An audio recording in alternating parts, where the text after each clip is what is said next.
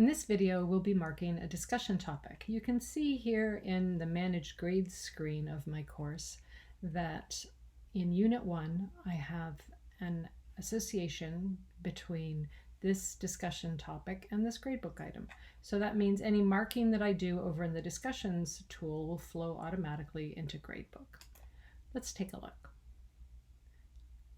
So at the top level of discussions, we see all of the forums. Mine are organized by unit. And you can see that they had an earlier topic that the students were working with and that they received some feedback on.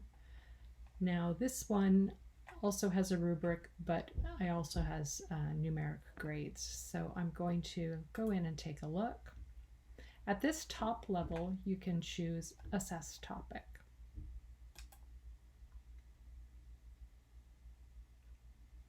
Now the students have been asked to create their own thread responding to the question and then respond to at least one of their colleagues.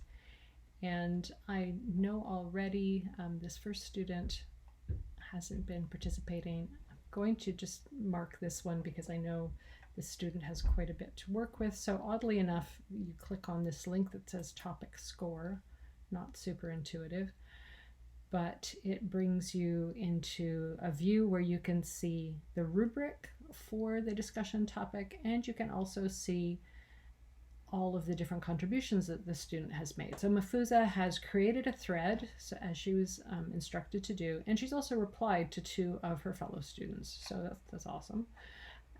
You can see the criteria here and the scores, and these are just little sample pieces. You can click on the link and that will take you out of this scoring window and take you directly to the student's response. They can be more detailed than this. They can have long responses with videos linked in. Here's an article that she linked to. So what's great about this is just pulls it all together. So you're not hunting and pecking all over the forum looking for anything by this particular student. So I'm going to take a look here. Her understanding's great.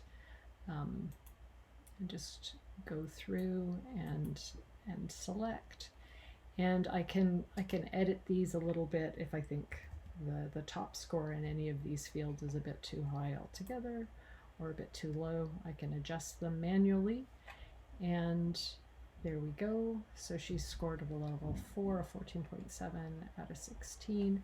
I can add some general feedback here. I can link to other sources. This is our familiar rich text editor that we see in all of the creation spaces in Brightspace. But the really strong piece here is that I'm not having to run all over the place trying to find the individual pieces she has created.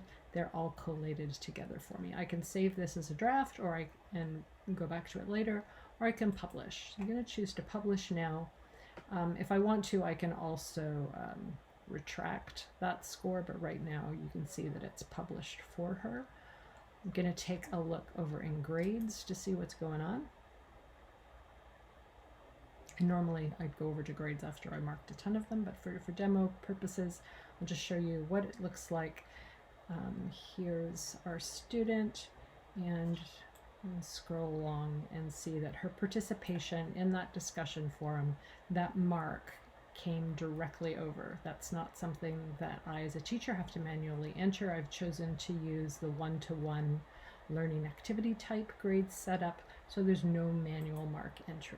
I can see what my student sees when she looks at her grades, and it's not a flat kind of spreadsheet. It's actually interactive. So here where she sees the feedback from me, I mean, it would normally be more helpful than this, but she can view her graded rubric as well. So that's really one of the great advantages of using grades.